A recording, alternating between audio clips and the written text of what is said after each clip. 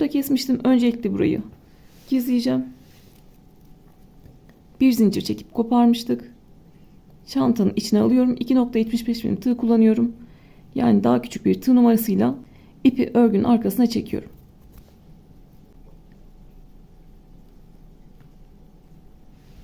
Öncelikle burada bir zincirle buraya sabitliyorum. Sonrasında kullandığımda sökülmesin. Ve artık ipimi arkada gizleyebilirim. Bir zincirle sabitlemeyi unutmuyoruz. Örgünün arkasında modelin içinde ipimi gizliyorum.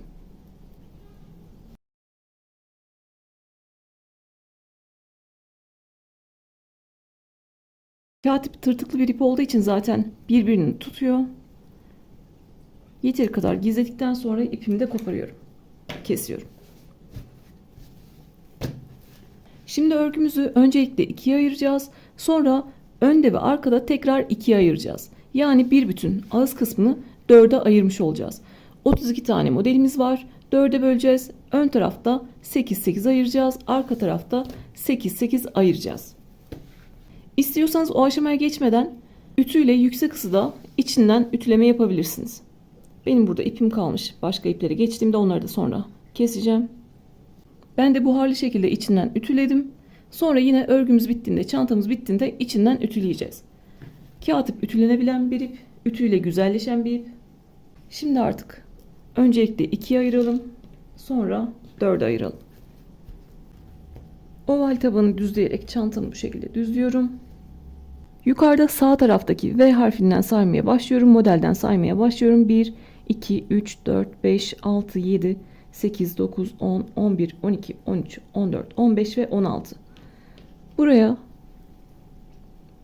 ilk saydığım modelin yanına işaretleyiciyi takıyorum.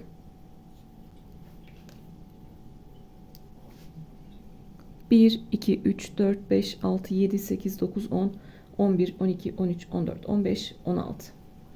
Burada da 16.'nın yanına işaretleyiciyi takıyorum. Bu tarafta arada 16 tane model var. Diğer tarafı çeviriyorum. Diğer tarafta da arada 16 tane model olmak zorunda. 1, 2, 3, 4, 5, 6, 7, 8, 9, 10, 11, 12, 13, 14, 15 ve 16. Gördüğünüz gibi iki tarafta da 16 tane model var. Şimdi bu kısmı da 8 ikiye ayıracağız. Siz 38 model yaptıysanız siz de 9 ayıracaksınız. Çünkü sizin ön tarafta 18, arka tarafta 18 tane modeliniz var. İşaretleyiciden sonra sayıyorum. 1, 2, 3, 4, 5, 6, 7 ve 8. Tam orta noktaya işaretleyiciyi takıyorum. Bu tarafta da 8 tane olmalı. 1, 2, 3, 4, 5, 6, 7 ve 8. Bunları yeni başlayanlar için söylüyorum. Onlar benimle birebir ilerliyorlar. Arkayı döndürdüm. Arkada da zaten 16 tane model var. Buradan itibaren sayıyorum. 1, 2, 3, 4, 5, 6, 7, 8. 8.'den sonra işaretleyiciyi taktım. Burada da 8 tane olmalı. 1, 2, 3, 4, 5, 6, 7 ve 8. 1, 2, 3, 4 tane bölüm ayırdık. İstediğiniz yerden örmeye başlayabilirsiniz. Yeni başlayanlar yine benimle aynı şekilde örsünler. Zaten 4 bölümü de aynı şekilde öreceğiz. Ben bir tanesini anlattığımda siz ona bakarak diğer üçünü örebileceksiniz. Öncelikle kağıt ipe geçtiğim için parmağıma yarı bandını takıyorum. Bu şekilde su geçirmez yarı bantları takarsanız daha rahat edersiniz. İpin geçtiği yere yarı bandını takıyorum. Buradaki 8 modeli kullanarak artık yukarı doğru çıkacağız. Eksiltmeler yaparak yukarı doğru çıkacağız. Burada işaretleyicimizi takmıştık. Buradaki modelin ortasından 2 zincirlik boşluktan örmeye başlıyoruz. Burada yapacağımız işlem değişmeyecek. 8 tane model var. 8 tane modelin üzerine 8 tane model yapacağız. Burada değişen tek şey başta ve sonda iplerimizi 4 kere uzatacağız. Çünkü sonrasında sık iğne geçeceğiz. Sık iğne geçerken bu kısımlarda daralmalar olacak. O yüzden o daralmaları engellemek için, buraların daha cılız görünmemesi için başta ve sonda iplerimizi 4 kere uzatacağız. Onun haricinde model yapmamızda değişen bir şey yok. Yine birinci sırada 8 tane model yapacağız. Birinci modele giriyorum. 2 zincirlik boşluğa giriyorum. ipi aldım. Bir zincirle başlıyorum. Bir tane zincir çektim, ipimi uzattım. Tığın başına doladım. Başta ne yapacağım? 4 kere ipimi uzatacağım. Birinci kere girdim, ipimi uzattım. İkinci kere girdim, ipimi uzattım. Üçüncü kere girdim, ipimi uzattım ve dördüncü kere girdim, ipimi uzattım.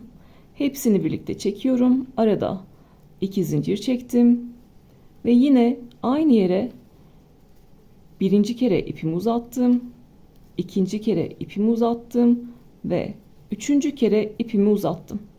Yine hepsini birlikte çekiyorum. Yeni başlayanlar için tekrar söylüyorum. Sadece başta ve sonda iplerimizi 4 kere uzatacağız. Gördüğünüz gibi burada 4 kere uzattım. Burada 3 kere uzattım. Sadece başlangıçta ve sonda yapacağız. Şimdi arada 1, 2, 3, 4, 5, 6 tane modeli yine 3'er kere uzatmayla örelim. Modelimizde değişen bir şey yok. Yine iplerimizi 3 kere uzatalım. Hepsini birlikte toplayalım. Arada 2 zincir çekelim. Ve yine aynı yere girelim. İpimizi 3 kere uzatalım. Ve modelimizi kuralım. Bu şekilde son modele kadar gelelim. Buradan örmeye başlamıştık. Sadece başta ipimizi 4 kez uzatmıştık. Sonrasında yine üçerli şekilde devam ettik. Toplam 1, 2, 3, 4, 5, 6, 7 tane modelimizi yaptık. Yine 8.'yi yapacağız. 8. modelin içine giriyorum. İpimi 3 kere uzatacağım. Birinci kere uzattım. İkinci kere uzattım. Ve üçüncü kere uzattım. İplerimi topluyorum. Araya 2 zincir çektim. Ne yapacaktık? Başlarken ve sonda iplerimizi 4 kez uzatacaktık. Artık sona geldiğim için ipimi 4 kez uzatacağım. Birinci kere uzattım. İkinci kere uzattım. Üçüncü kere uzattım. Dördüncü kere uzattım. Ve hepsini birlikte çekiyorum.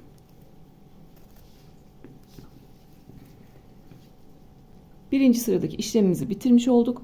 İp tırtıklı olduğu için örmek daha zor tabii ki. Pamuk makrome gibi ilerlemeyecek ama size bir bütün şeklinde yine göstereceğim. Birinci sırada 8 tane fıstık yaptık. Değişen bir şey olmadı. İkinci sırada artık eksiltmeye başlayacağız. Döne döne öreceğiz. Artık bir üst sırada eksiltmeye başlayacağız. Sıra sonunda burayı bir zincirle kapatıyorum ve örgümü döndürüyorum. Döne döne öreceğiz. Buradaki ilk modelin yani 2 zincirlik boşluğun içine geliyorum. İlmeğimi kaydırıyorum. Tekrar bir zincir çekiyorum ve örmeye başlıyorum. Eksiltmeyi nasıl yapacağız derseniz onu da şu şekilde yapacağız. Bir zincir çektim, ilmeğimi uzattım. Yine 4 kere ipimi uzatacağım. Birinci kere uzattım. İkinci kere uzattım. Üçüncü kere uzattım. Ve dördüncü kere uzattım. Hepsini birlikte çekiyorum.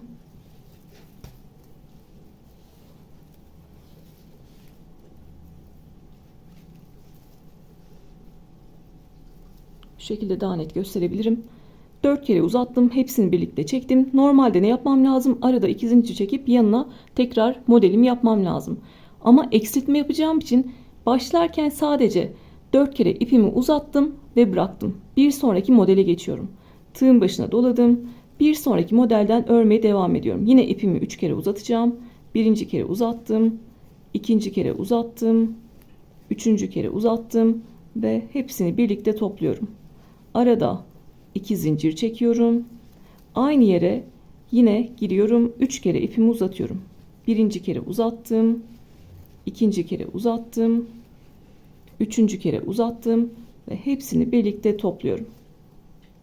Yeni başlayanlar lütfen kendisini kontrol etsin. Buraya kaydırdık. Bir zincir çektik. 4 kere ipimizi uzattık ve topladık. Sonra hemen bir sonraki modele geçiyoruz. Çünkü eksiltme yapmamız gerekiyor. Şimdi yine sırasıyla modellerimi yapıyorum. Bir sonrakine geçiyorum. İpimi 3 kere uzatıyorum. Hepsini topluyorum. Arada 2 zincir çekiyorum. Yine ipimi 3 kere uzatıyorum. Sıra sonuna kadar aynı şekilde devam ediyorum. Çantayı şöyle yaparak bir tane daha model göstereceğim. Tığın başına doladım. Yine 2 zincirlik boşluğa girdim. Birinci kez uzattım. İkinci kez uzattım. Üçüncü kez uzattım. Ve iplerimi topluyorum. Arada 2 zincir çektim. Ve aynı yere birinci kere girdim. İpimi uzattım. İkinci kere girdim. İpimi uzattım. Üçüncü kere girdim. İpimi uzattım. Ve hepsini birlikte topluyorum. Sadece başta eksiltme yaptık. 1, 2, 3, 4, 5, 6 tane modeli yine tam şekilde örelim. Sıra sonuna gelelim. Sıra sonunda yine aynı işlemi yapacağız. Buradan eksiltmeye başlamıştık. Sonrasında 1, 2, 3, 4, 5, 6 tane modeli tam şekilde ördük. İplerimizi 3 kere uzattık ve ördük. Şimdi yine son modele geldik. Buraya da gireceğim. İpimi 4 kere uzatacağım ve toplayacağım. Yine başta yaptığım işlemi yapacağım. Eksiltme yapacağımız için aynı işlemi yapacağım. Sıra sonunda olduğum için ipimi 4 kere uzatacağım. Tığın başına doladım. Birinci kere uzattım. İkinci kere uzattım. Üçüncü kere uzattım. Dördüncü kere uzattım. Ve hepsini birlikte topluyorum. Ve burada bir zincir çekip burayı kapatıyorum. Burada da gördüğünüz gibi başta ve sonda görünüm eşit. Yani örgü bilenler ben bu tarafı anlattığımda diğer tarafları oraya bakarak yapabilirler. Ama yeni başlayanlar benimle beraber ilerleyebilir. Belki ekran görüntüsü alıp böyle sıra sıra kontrol etmek isteyenler olur diye böyle tutuyorum. Birinci sırada 8 tane model yaptık. İkinci sırada eksiltme yaptık. Arada 6 tane tam modelimiz var. Bir üst sırada yine eksiltmeler yapacağız. Bir sıramız V harfi şeklinde görünecek. Bir sıramız I harfi şeklinde görünecek. Bir sıra V harfi şeklinde görünecek. Bir sıra I harfi şeklinde görünecek. Bunu aklınızda tutabilirsiniz. Yine örgümü döndürüyorum. Bir zincir çektikten sonra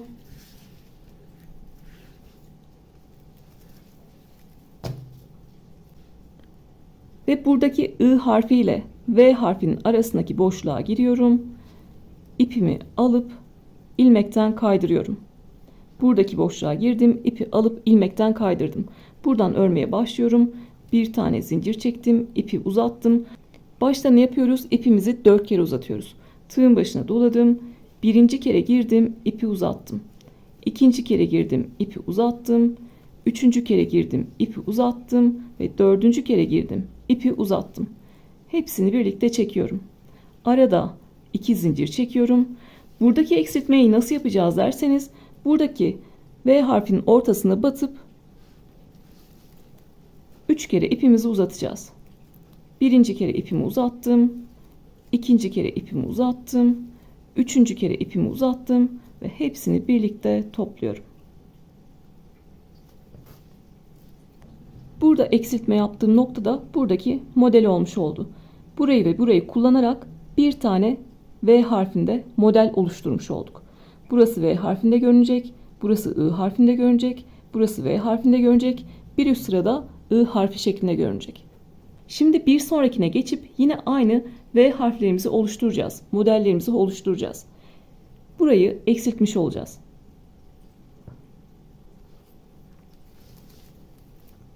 Tığın başına doladım. Bir sonraki modele geçiyorum. Yine 3 kere ipimi çekerek, uzatarak V harfi oluşturuyorum. Model oluşturuyorum. Arada 2 zincir çektim ve aynı yere ipimi 3 kere uzatarak yine ipimi topluyorum.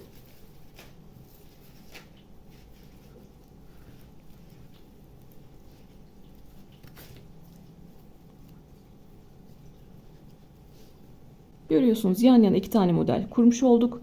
Burada tam öreceğimiz model sayısı 1, 2, 3, 4. Arada 4 tane tam model örüyoruz. Birinciyi ördük. İkinci, üçüncü ve dördüncüyü de örelim. Buradaki ve buradaki boşluğu kullanarak bir tane daha V harfi oluşturacağız. Burayı ve burayı kullanarak modelde eksiltme yapacağız. 1, 2, 3 tane daha modelimizi aynı şekilde örelim. 3 kere uzatalım iplerimizi. Ve sıra sonunda aynı işlemimizi yapalım.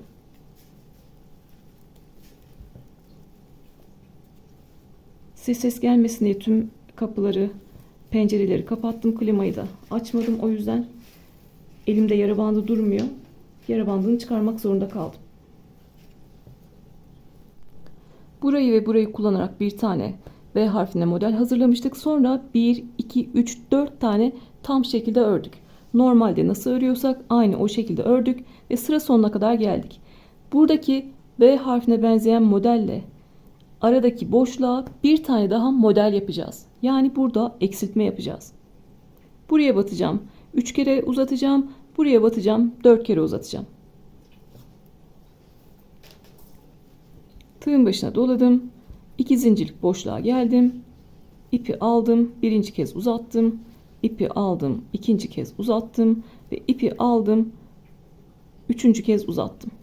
Hepsini birlikte topluyorum. Arada 2 zincir çekiyorum. Ve buradaki boşluğa giriyorum. Sıra sonum olduğu için başla ve sonuna ne yapıyoruz? İpimizi 4 kere uzatıyoruz. Birinci kere uzattım. İkinci kere uzattım. Üçüncü kere uzattım. Ve dördüncü kere uzattım. Hepsini birlikte topluyorum. Ve bir üst sıraya çıkabilmek için bir tane zincirle oraya sabitliyorum. Görüntüsü de bu şekilde. Yeni başlayanlar ekran görüntüsü alırsa sonraki artık kalan 3 parçayı da ona göre örebilirler. Zaten bakarak da örebilirsiniz bir tanesini yaptıktan sonra ama birincisinde de şaşırırsanız, ben anlattığım halde şaşırırsanız ekran görüntülerine bakarak devam edebilirsiniz. Videoyu izlemenize gerek yok. Bir üst sırada yine örgüyü çevireceğiz ve eksiltme yapacağız. Bu sefer ne yapacağız? I harfine benzeyen modelle başlayacağız. Buradaki modellerin ortasına I harflerini yapacağız. Sonra yine 1, 2, 3, 4 tane modelimizi tam şekilde öreceğiz. Yine burada 4 kere ipimizi uzatarak I harfine benzeyen modelimizi yapacağız ve bitireceğiz. Çok kolay. En son bir zincir çektik. Örgümü döndürüyorum. 2 zincirlik boşluğa girdim. İpimi aldım ve kaydırdım. Tekrar bir zincir çekiyorum. İpimi uzattım. Tığın başına doladım. 4 kere ipimi uzatacağım. Birinci kere girdim. İpimi uzattım. İkinci kere girdim. İpimi uzattım. Üçüncü kere girdim. İpimi uzattım. Ve dördüncü kere girdim. İpimi uzattım. Hepsini birlikte topluyorum. Sonra bir sonraki modele geçiyorum. Çünkü burada eksiltme yaptık. Sırasıyla 1, 2, 3, 4 tanesini tam şekilde örelim. Yine normalde baştan sona nasıl ördüysek o şekilde tam şekilde örelim. İplerimizi 3 kere uzatalım. Arada 2 zincir çekelim. Tekrar aynı yere girelim. İplerimizi 3 kere uzatalım. Başta burada eksiltmemi yapmıştım. Sonra sırasıyla 1, 2, 3, 4 tane modelimi yaptım. Aynı şeyleri yaptığım için, bildiğimiz için buraları hızlandırarak geçiyorum. Sonrasında çünkü saplarımızı yapacağız. Sık iğne geçeceğiz. Daha çok işimiz var. Videoda gereksiz uzun olmasın. Şimdi tığın başına doladım. Burada V harfi oluşturmuştuk. Oraya giriyorum. İpimi 4 kere uzatarak bir tane I harfi oluşturuyorum. Birinci kere girdim. İpimi uzattım. İkinci kere girdim. İpimi uzattım. Üçüncü kere girdim. İpimi uzattım. Dördüncü kere girdim ve ipimi uzattım. Hepsini birlikte toplayarak en son bir zincir çekiyorum. Sıra sonu olduğu için. Gördüğünüz gibi artık sapa doğru bu şekilde inceltiyoruz. Eksiltmelerle inceltiyoruz. Yine örgümü döndürüyorum. Bu sırada I harfi yapmıştık. Bir sonraki sırada ne yapacağız? V harfi oluşturacağız. V harfinde model oluşturacağız. Onun için de nereleri kullanıyoruz? Buradaki boşluğu kullanıyoruz ve 2 zincirlik boşluğu kullanıyoruz. Buradaki ilk boşluğa girdim, ipi aldım ve ilmekten geçirdim. Tekrar bir zincir çekiyorum. İpimi uzatıyorum. Başlangıçta 4 kere ipimi uzatmam gerekiyor. Tığın başına doladım. Birinci kere ipimi uzattım. İkinci kere ipimi uzattım. Üçüncü kere ipimi uzattım ve dördüncü kere ipimi uzattım. Hepsini birlikte topluyorum. Arada 2 zincir çekiyorum. Buradaki 2 zincirlik boşluğa geliyorum ve ipimi 3 kere uzatıyorum. Birinci kere uzattım. İkinci kere uzattım ve üçüncü kere uzattım. Ve hepsini birlikte topluyorum. Başta bir tane V harfi oluşturmuş olduk. Hem de bir tane model eksiltmiş olduk. Sonra ne yapacağız? Bir iki tanesini tam şekilde öreceğiz. Burada yine bir tane V harfi oluşturacağız. Arada ördüğümüz tam model sayıları azalmaya başladı.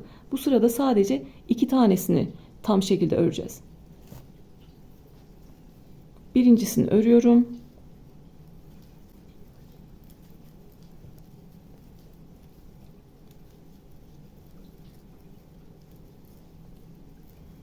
Üç kere uzatarak birinciyi ördüm. Diğerine geçtim. Burayı da tam şekilde örüyorum.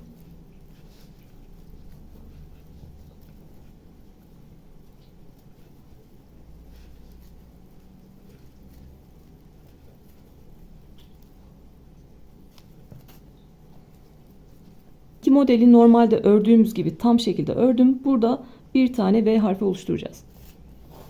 2 zincirlik boşluğa batacağım. 3 kere ipimi uzatacağım. Sonra aradaki boşluğa batacağım ve ipimi 4 kere uzatacağım.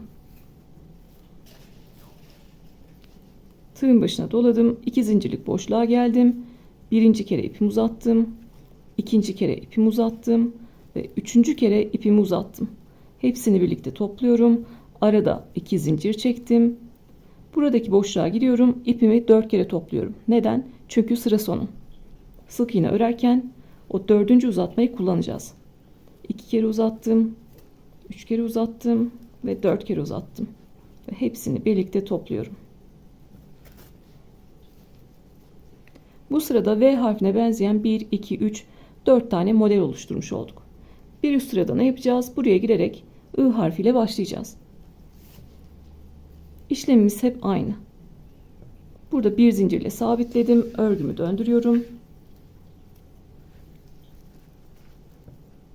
2 zincirlik boşluğa girdim. İpimi kaydırdım. Bir zincir çektim. Burası benim sıra başlangıcım olduğu için ipimi 4 kere uzatacağım. Öncelikle ilmeği uzatıyorum. Tığın başına doladım. Birinci kez ipimi uzattım. İkinci kez ipimi uzattım. Üçüncü kez ipimi uzattım. Dördüncü kez ipimi uzattım ve hepsini birlikte topluyorum. Bir alt sırada V oluşturmuştuk. Bu sırada I harfi oluşturduk. I harfi oluşturduktan sonra hemen bir sonraki modele geçiyoruz. Burada yine 1-2 tane modeli tam şekilde öreceğim. Buraya I harfi oluşturacağım. Yine burayı 2 tanesini aynı şekilde örelim. Sıra sonunda aynı işlemi yapalım. 2 tane modeli aynı şekilde ördüm. Bildiğimiz şekilde ördüm. Buradaki boşluğa geliyorum. Ve oraya ipimi 4 kere uzatıyorum. Birinci kere uzattım. İkinci kere uzattım. Üçüncü kere uzattım. Ve dördüncü kere uzattım. Hepsini birlikte toplayarak I harfini oluşturuyorum. Şu şekilde döndürüp önden göstermek istiyorum. Ekran görüntüsü almak isteyenler için. Burada 8 tane model yapmıştık. V harfiyle başlamıştık. Bir üst sırada I harfi yaptık. V harfi yaptık. I harfi yaptık. V harfi yaptık. I harfi yaptık. Bir üst sırada ne yapacağım? Buraya ve buraya girerek V harfi oluşturacağım.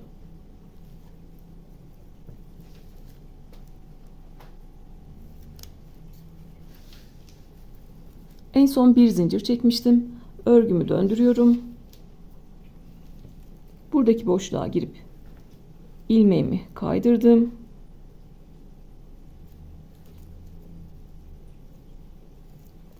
Bir zincir çekiyorum. İlmeğimi uzattım. Başta olduğum için ne yapacağım? 4 kere ipimi uzatacağım. Birinci kere uzattım. İkinci kere uzattım. Üçüncü kere uzattım. Ve dördüncü kere uzattım. Ve hepsini birlikte topluyorum. Arada 2 zincir çekiyorum. Buradaki 2 zincirlik boşluğa geliyorum. Birinci kere ipimi uzattım. İkinci kere ipimi uzattım. Ve üçüncü kere ipimi uzattım. Hepsini birlikte toplayarak V harfinde bir tane model elde etmiş oldum. Burası zaten aynı işlemi yapacağız yine. 3 kere batacağız, uzatacağız. Arada 2 zincir çekeceğiz ve 4 kere uzatacağız. Artık sona yaklaştık zaten. Bir sonrakine geldim. İpimi 3 kere uzatıyorum. 1, 2, 3 kere uzattım ve hepsini birlikte topladım. Arada 2 zincir çekiyorum. Buradaki boşluğa geldim. İpimi 4 kere uzatacağım. Birinci kere uzattım. İkinci kere uzattım. Üçüncü kere uzattım. Ve dördüncü kere uzattım.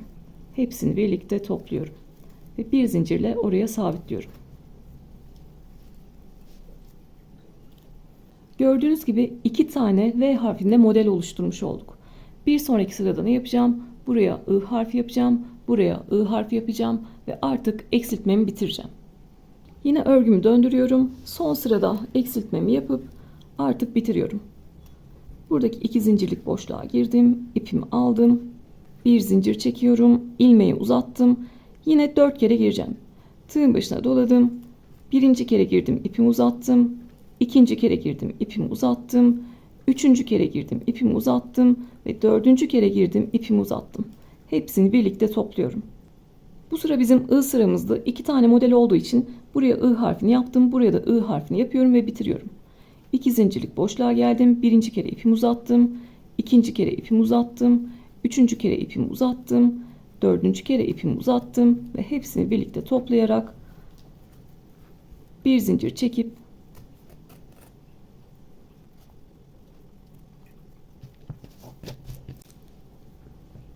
bu şekilde eksiltmemi bitiriyorum. Burada bir zincir çekmiştik. İpi yeteri kadar uzatıyorum ve oradaki ipimi koparıyorum. Diğer 3 tarafta da aynı işi yapacağımız için size mantığını tekrar anlatacağım. Ona göre diğer tarafları da yapacağız. Ve artık sık iğne yapacağız. Üzerine sap öreceğiz ve çantamızı bitireceğiz. Modeli tekrar mantığını size anlatacağım. Ama ne yapmıştık? Biz 8'er 8'er modellerimizi ayırmıştık. Önde ve arkada 8'er 8'er ayırmıştık. Buradaki ayırdığımız 8 tane modelin üzerine yine bunları yapacağız. Yani buraya geliyorum. 8 tane model var. Başlangıçta ne yapmışım? Ben burayı ördüm zaten. Başlangıçta ne yapmışım? 8 tane tam model örmüşüm. Değişen neydi? Başta ve sonda sık iğne örerken zorlanmamak için, modelin daralmaması için başta ve sonda ipimizi sadece 4 kere uzatıyoruz. Sadece başta ve sonda 4 kere uzatıyoruz. 8 tane model yapacağım. Modellerimiz V harfine benziyor. Demek ki bu sırada V harfi yaptıysam bir üst sırada I harfine benzeyen şekilde başlayacağım. Bir sıra V harfine benzeyecek, bir sıra I harfine benzeyecek, bir sıra V harfine benzeyecek, bir sıra I harfine benzeyecek. Bu şekilde de modellerimizde azaltma yapacağız ve üçgen şekilde eksiltmelerimizi yapmış olacağız. Tekrar şu şekilde tutmak istiyorum. Eksiltmemiz buradan başlıyor. Ekran görüntüsü alacağınız şekilde buradan örmeye başlıyoruz. Ekran görüntüsü alıyorsunuz. Sonrasında videoyu geri döndürmeye gerek kalmadan burada ne yaptıysanız diğer tarafta da aynısını yapabilirsiniz. Her videoda böyle izlemeye gerek kalmadan diyorum ama internetiniz gitmesin diye yani. Zaten izlenmesi için yapıyorum. Herkesin sınırsız internetinin olmadığını biliyorum. O yüzden dediğim gibi ekran görüntüsü alın. Geri kalan 3 tane parçayı da bu şekilde örebilirsiniz. Şimdi burayı ben öreceğim. Arkayı döndüreceğim. Yine buradan başlayacağım. Üçgenimi öreceğim. Sonra buradan başlayacağım. Üçgenimi öreceğim. Aynı şekilde ilerleyeceğim. Üçünü de tamamlayalım. Sonra sık iğne örme kısmına geçelim. 4 tane parça ayırmıştık. Bir tanesini ben size anlatmıştım. Kalan üçünü de aynı şekilde yaptım. Birinci sırada 8 tane V'yi kurdum. Üzerine I harfi yaptım. V harfi oluşturdum. I harfi yaptım. V harfi oluşturdum. O şekilde size anlattığım gibi diğer kalan 3 yeri de ördüm. Artık en sonuncuda ipimi koparmadım. Buradan sık iğne çıkarmaya başlayacağız. Burada bir zincir çekip iplerimizi koparmıştık. Onlar da burada dursunlar. Sık iğnenin altına gizleriz. Şimdi burada işaretleyicileri çıkartıyorum. Siz de benim gibi 4 tane yeri de aynı şekilde ördünüz. Artık sık iğne geçeceğiz. Saplarımızı yapacağız ve çantamızı bitireceğiz. Buharlı şekilde ütüleyeceğiz. Çantamız hazır olacak. Mantığını anlatmak için biraz örmem gerekiyor. O yüzden ördüm, sonra söküp size tekrar anlatacağım. Buradan sık iğne örmeye başlıyoruz. Burada yapacağımız işlem, biz başta ve sonda 4'er tane ipimizi uzatmıştık. O şekilde modellerimizi yapmıştık. Gördüğünüz gibi oradaki iplere batarak sık iğneleri oluşturduk. O yüzden yine iplerimiz daralmadan yine 3 tane ip görünerek modellerimizi korumuş olduk. Modellerin içine batıyorum, sırasıyla sık iğne yapıyorum. Boşluğa geliyorum, sık iğne yapıyorum. Modellere batıyorum, ipine batıyorum, sık iğne yapıyorum. Boşluğa geliyorum, sık iğne yapıyorum. Modellerden 3 tane sık iğne çıkardım. Boşluğa bir tane sık iğne yaptım. Modellerden 3 tane sık iğne çıkardım. Boşluğa bir tane sık iğne yaptım. Bir bütün örgüyü ben ördüğüm halde bu değişebilir. Buradaki modeli yaparken elim normal gelmiştir. 3 tane ile geçerim. Buradakini yaparken fazla gevşek tutmuşumdur. İpi çok uzatmışımdır. Burayı 4 tane ile geçebilirim. Önemli olan gördüğünüz gibi sıralı şekilde sık iğnelerin görünmesi. Ne arada boşluk olsun ne de böyle üst üste binen bir görüntü olsun. Düzgün şekilde ilerleyelim. Şimdi sökeceğim. Görüntüyü gördünüz. Aynı o şekilde beraber öreceğiz. Gördüğünüz gibi buradaki ipleri kullandım. Fazladan uzatmıştık. Bir zincir çekip döndürmüştük. Tekrar bir zincir çekiyorum. Buradaki boşluktan sık iğne örmeye başlıyorum. Boşluğa girdim. Bir tane sık iğne yaptım. Sonra modellerin kenarlarındaki iplere giriyorum. Buradan ipe girdim. Kaç tane ip almışım? 3 tane ip almışım. Bir tane sık iğne yapıyorum. Devam ediyorum. Bir tane sık iğne yapıyorum. Dibine bir tane sık iğne yapıyorum. Modeli 3 tane sık iğne ile geçtim. Şimdi buradaki boşluğa geliyorum. Bir tane sık iğne yapıyorum. Boşluğa yaptığım sık iğneleri biraz sıkı sıkı yapıyorum ki hepsi aynı eşit boyda olsunlar. Modelden 3 sık iğne çıkardım. Boşluğa bir sık iğne yaptım. Yine aynı işlemi yapacağım. Bir tane sık iğne yaptım. İkinci sık iğne yaptım. Üçüncü sık iğne yaptım. Ve dibine geliyorum. Bir tane sık iğne yapıyorum. Benim boşluğa sıkı sıkı yapmam buradaki sık iğnelerin de düzgün görünmesini sağlıyor. Buradaki modelimi geniş tuttuysam, uzun tuttuysam o zaman 4 tane çıkartabilirim. Yine giriyorum. Belirli sayıda bir ip almıyorum. Yani tığımı en son ipleri soktum. Üzerinde 3 tane ip görünüyor. Sık iğne yaptım. Bir tane daha sık iğne yaptım. Dibine bir tane daha sık iğne yaptım. 3 tane sık iğne ile geçtim. Boşluğa sıkı şekilde bir tane sık iğne yapıyorum. Buraya geliyorum. Yine modele 1 2 3 tane sık iğne yapıyorum. Fark ettiyseniz biri bitiş, biri başlangıç olduğu için burada boşlukları yapıyoruz. Sadece boşluğa denk geliyor. Burada dibine de batabiliyorum. Örerken kendiniz de göreceksiniz. Şimdi ben burada hep aynı yere battığım için, boşluğa battığım için burada sık iğne yaparken sıkı sıkı yapmalıyım ki buralarda sıralı şekilde görünsün. Şimdi 3 tane sık iğneyi yaptım. Boşluğa geldim. Bir tane sıkı şekilde sık iğne yapıyorum. Gördüğünüz gibi buradaki bitişik duran sık iğneleri de aşağıya doğru çekmiş oldum. Burada mesela zincir noktam var aşağıda. Oraya da batıyorum, dibine de batıyorum. Ama burada yok. Hep aynı boşluğa batmak zorunda kalıyorum. O yüzden buradaki boşlukları sıkı sıkı yaparak görünümü düzeltebiliriz. Birinci sık iğne yaptım. İkinci sık iğne yaptım. Ve dibine bir tane daha sık iğne yaptım. Sonra boşluğa geliyorum. Bir tane sık iğne yapıyorum. Bir sonraki modele geçtim. Bir tane sık iğne yaptım. İkinci sık iğne yaptım. Ve üçüncü sık iğne yaptım. Buraya 3 tane sık iğne denk geliyor aynı yere. O yüzden boşluğa sıkı sıkı bir tane sık iğne yapıyorum ki burayı da düzgün şekilde yapabileyim. Yine hep aynı işlemi yapacağız baştan sona. O yüzden burayı kesmeden göstereceğim. Burayı da beraber geçelim. Yukarı doğru da birkaç tane yapacağım. Artık sıra sonuna kadar ilerleyeceğiz. Sonra çünkü daha saplarımız var.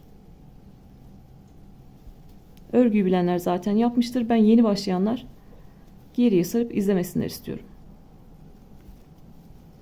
3 tane sık iğne yaptım. Ve boşluğa bir tane sık iğne yapıyorum. Son bir modelim kaldı. Birinci sık iğne yaptım. İkinci sık iğne yaptım. Ve üçüncü sık iğneyi yapıyorum. Burada zorlanmam nedeni artık orta noktaya gelmiş olmam. 3 tane sık iğne yaptım. Burası benim örgümün, çantamın kenarı. 2 tane modelin ortasına, buraya bir tane sık iğne yapacağım.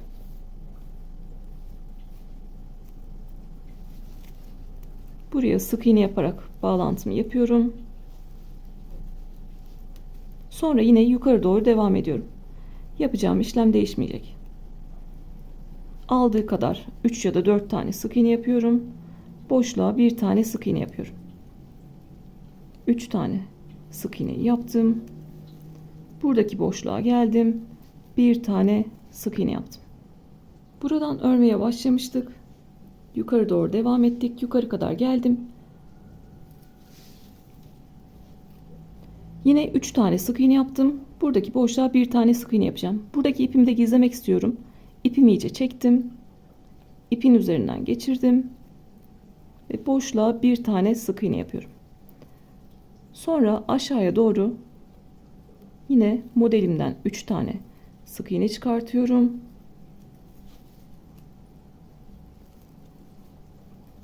Boşluğa bir tane sık iğne yapıyorum. Sadece yeni başlayanlar için bunu gösterdim. Arka tarafta örerken ipimizi gizliyoruz. Bu şekilde sıra sonuna kadar gelelim. Bu aradaki boşluklara bir tane sık iğne yapmayı unutmayalım. Buradan örmeye başlamıştık. Aynı şekilde devam ettim. Bu tarafta ördüm. Yine sıra sonuna kadar geldim. Sıra sonunda artık düzgün bir bitiş yapacağız.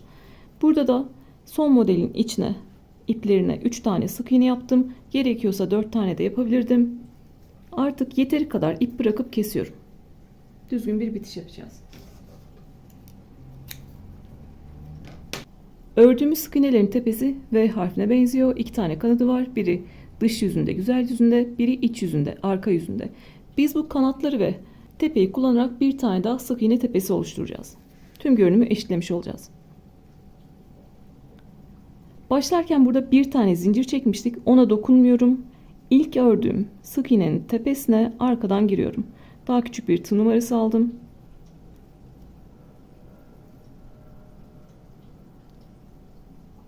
İlk ördüğüm sık iğnenin tepesine arkadan girdim. İpi alıp örgünün arkasına çekiyorum. Burada da son ördüğüm sık iğne var. Onun da sadece arka kanadına giriyorum. V harfine benziyor. Sadece arka kanadına girdim. İpi aldım ve geriye çektim. Gördüğünüz gibi bir tane daha V harfi sık iğne tepesi oluşturmuş olduk. Artık ipimi arkada gizliyorum.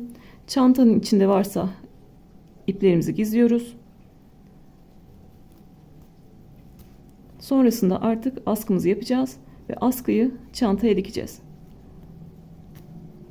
Çantaya dikmeden önce öncelikle çantamızı iç kısmından buharlı şekilde ütüleyeceğiz.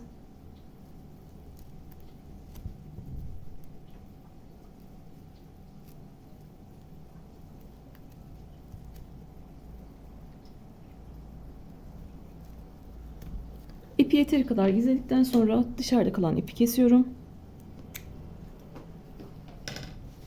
Dediğim gibi artık çantanın içinde kalan ipler varsa bu şekilde ip değişimi yaptıysak onları da gizliyoruz ve askı yapımına geçiyoruz. Çanta sapını bu şekilde yapacağız. 17 motifli bir tane çanta anlatmıştım size. Orada da aynı sapı yapmıştım.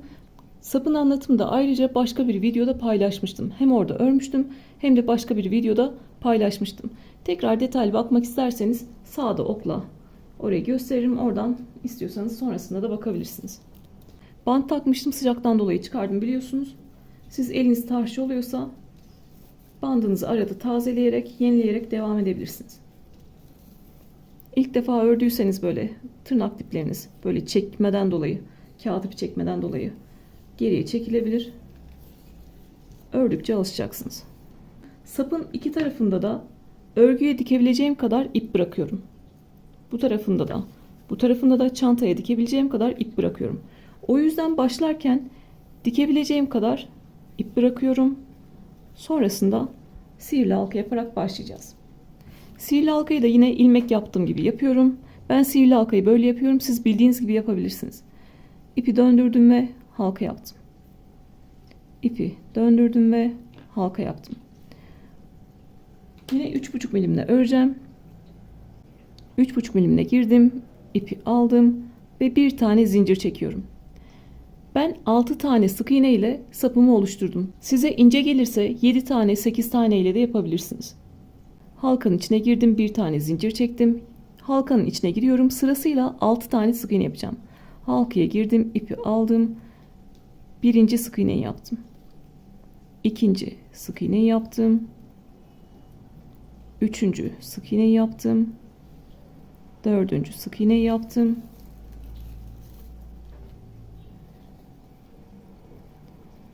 Beşinci sık iğne yaptım ve altıncı sık iğne yaptım. 6 tane sık iğne yaptıktan sonra halkanın ortasından kalan ipi bu şekilde çekiyorum. Çok sıkı çekmiyorum ki ipim kopar. Sonra zorlanırım. Tekrar yapmak zorunda kalırım.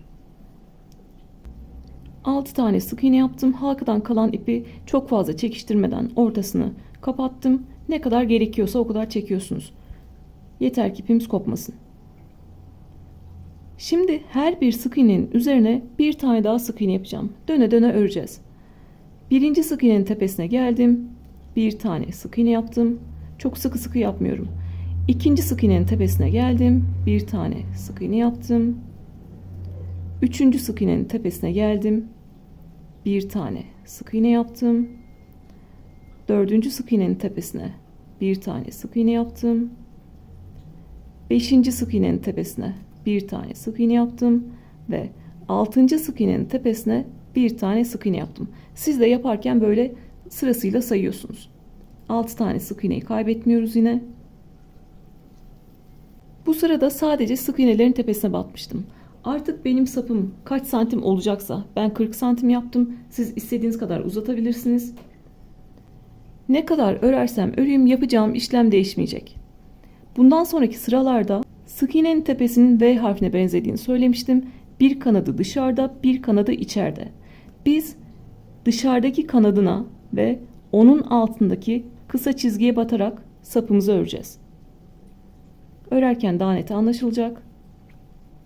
Sık iğne V harfi şeklinde görünüyor.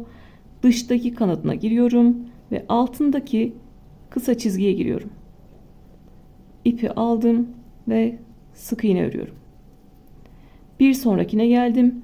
Sık iğne V harfi şeklinde görünüyor. Dıştaki kanadına girdim. Altındaki çizgiye girdim. Ve sık iğne örüyorum.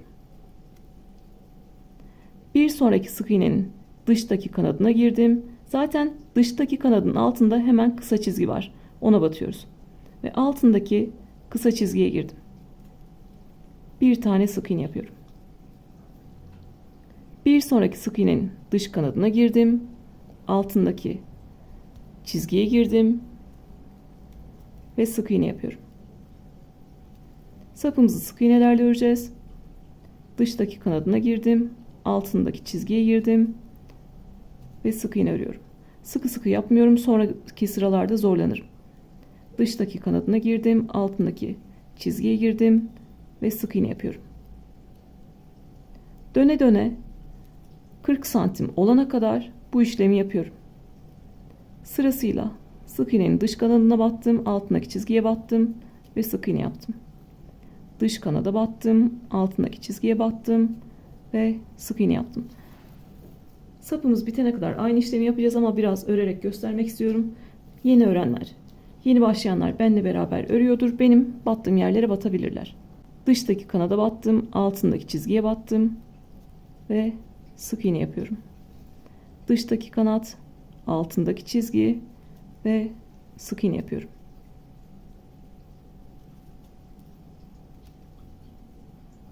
Çok kolay bir model. Sadece önümüze gelen sık iğnenin dış kanadına ve altındaki çizgiye batıyoruz ve sık iğne yapıyoruz.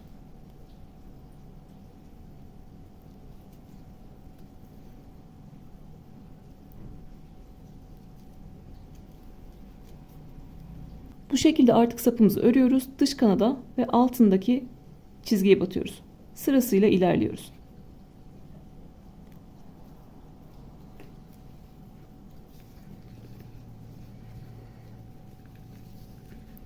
...40 santim olana kadar dış kanada ve altındaki çizgilere batarak ilerledim.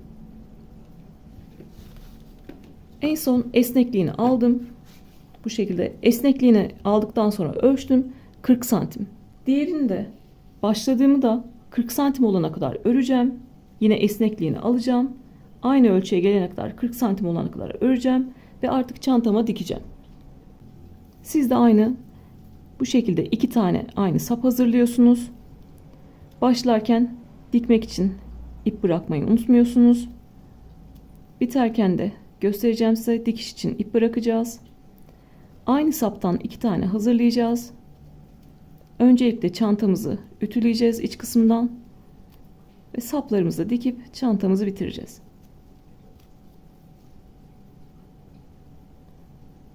Siz de benim gibi 2 tane sapınızı hazırlayın. Artık diğer işlemlerimize geçelim. Ütülemeden önce şöyle göstermek istedim. Burası çantanın iç kısmı. Ters yüz yaptım.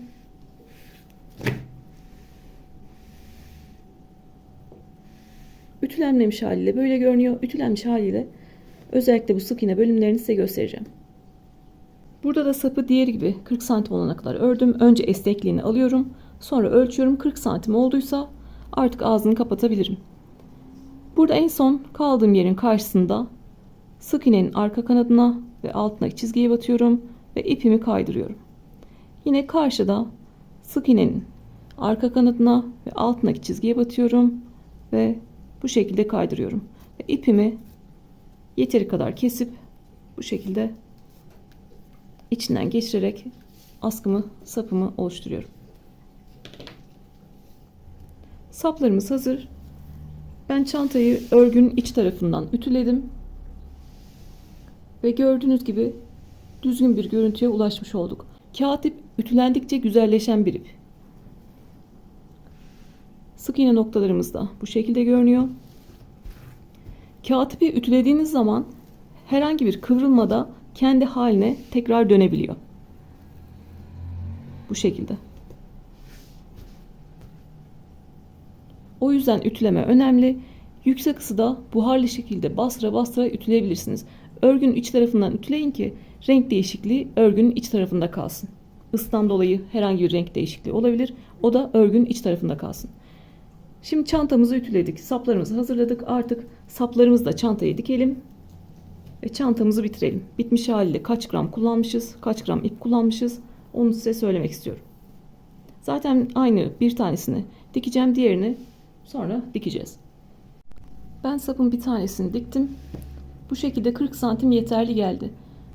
Diğer yaptığımda da böyle ölçmeden yapmıştım. Onu 38 santim gelmiş. Onu da 38 santim olarak dikmiştim. Daha fazla yaparsanız zaten burada kol oyuntumuz da var. Siz sapı büyüttükçe çanta daha da aşağı inecektir. Görüntüsü daha da aşağı inecektir omuzunuza taktığınızda. O yüzden 40 santim yeterli. Siz de 40 santim yapsanız çantanız için yeterli olacaktır. Birini diktim. Şöyle de göstermek istiyorum. Önemli olan sağlam olması. Sağlam olana kadar dikiyoruz. İçine eşyamız koyduğumuzda ağırlığını çekebilsin, sağlam olsun. Öncelikle yapacağım işlem, burayı birazcık eziyorum. Yapacağım yeri ucunu birazcık ezdim. Daha rahat girip çıkabilmek için. Yine sık iğnenin buradan tepesinden giriyorum. Önce sık iğnelerle sapı oraya sabitleyeceğim. Sonra sağlamlaştıracağım.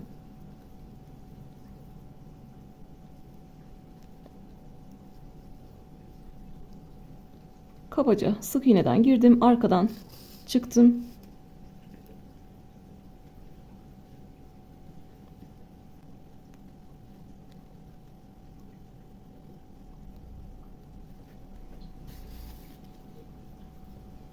Diğer tarafta da aynı işlemi yapmıştık. Tepede 3 tane sık iğne var.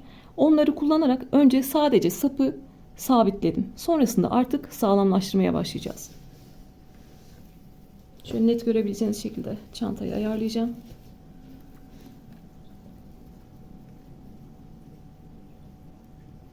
Videonun tuşuna bastım zannettim, basmamışım. O yüzden anlattığım kısımlar böyle anlattım baktım çekmemişim. Ben burada artık sona geldim. İpimi gizliyorum. Burayı yine baştan sona size göstereyim. Aynı işlemi yapacağım zaten. Hiç fark etmedim yani, çekmedim, böyle konuşup durmuşum, anlatmışım. Burada en son yeteri kadar sağlam oldu dedikten sonra ipimi halka yapıyorum. İçinden geçiriyorum, düğüm yapıyorum. İpimi yeteri kadar gizleyip kesiyorum. Sökebileceğim bir ip olsa söker yine, orayı gösterdim ama ipleri içinden geçirdikten sonra kağıt ipi sökmek imkansız gibi bir şey dikişte.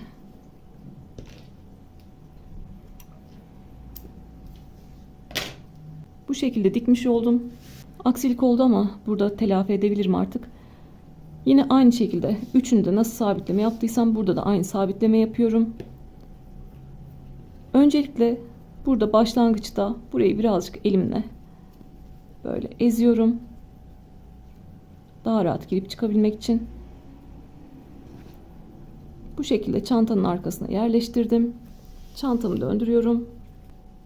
Tepede 1, 2, 3 tane sık iğne var. Öncelikle oralardan sapımı sabitliyorum. Sadece yapacağım işlem şu an sabitlemek.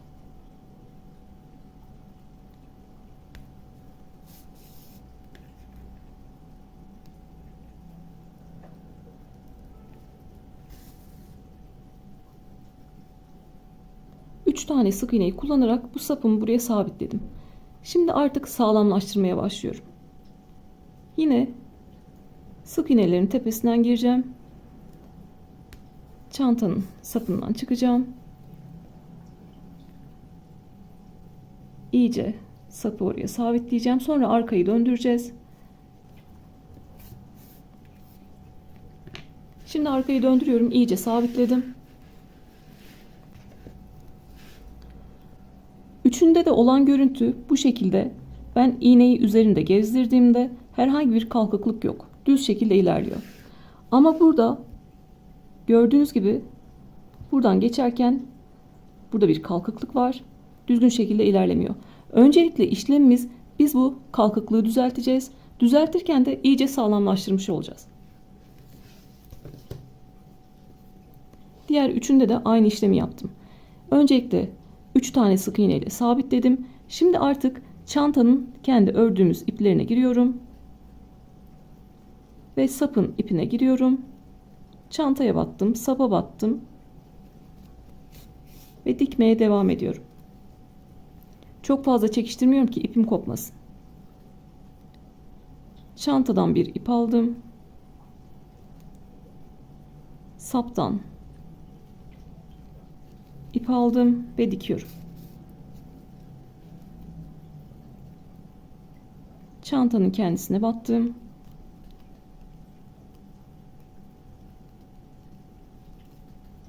Sapa battım ve dikiyorum.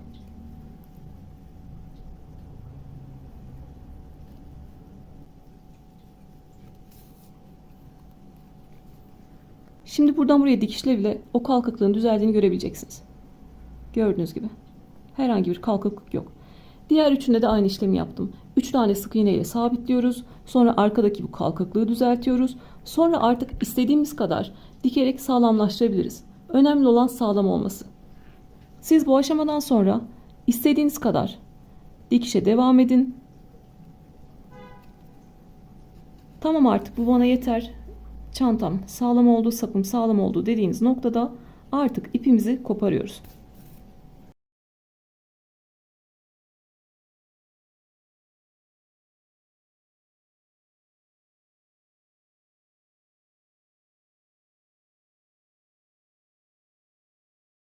Dışarıda kalan ipi kesiyorum ve artık çantamız hazır. Çanta saplarımız da bu şekilde görünüyor. Şimdi artık çantamızın bitmiş haliyle öncelikle tartalım, sonra uzunluğunu, genişliğini size söyleyeceğim ve artık videomuzu kapatacağız. Çantayı tartacağım. Üzerine temiz bir kap koydum. Daha rahat tartabilmek için onun da darasını alıyorum. Ve çantayı yerleştiriyorum. 287 gram. Tekrar bakalım.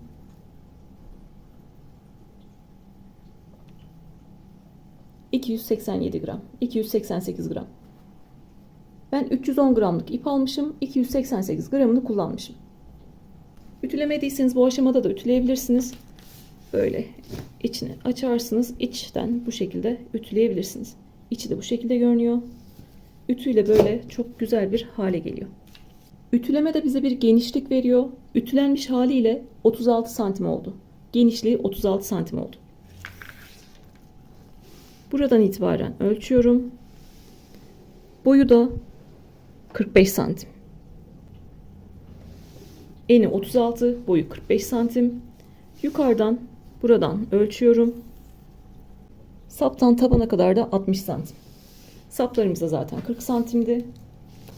Tekrar ediyorum. Genişliği 36 santim. Buradan tabana kadar boyu 45 santim. Saptan buradan tabana kadar da 60 santim. Saplarımız da zaten 40 santimdi. Toplam 288 gram ip kullanmışız. Şöyle detaylı şekilde yakından da göstermek istiyorum. Rengi çok güzel. Saman sarısı. İstediğiniz renklerle örebilirsiniz. Siyahın görüneceğini bilsem siyahla örerdim. O daha güzel görünüyor. Bu şekilde. İçini de şöyle göstermek istiyorum. İç hacmi de oldukça geniş. İstiyorsanız buralara çıt çıt da dikebilirsiniz. Astar da yapabilirsiniz istiyorsanız. Severek ördüğüm bir çantaydı. Size de bildiğim her şeyi anlatmaya çalıştım. Yine de aklınıza takılan yerler olursa sorun lütfen. Örgülerinizi Instagram'dan bana fotoğraflı olarak atarsanız daha çok yardımcı olabilirim. Bir sonraki videoda görüşmek üzere. Kendinize iyi bakın.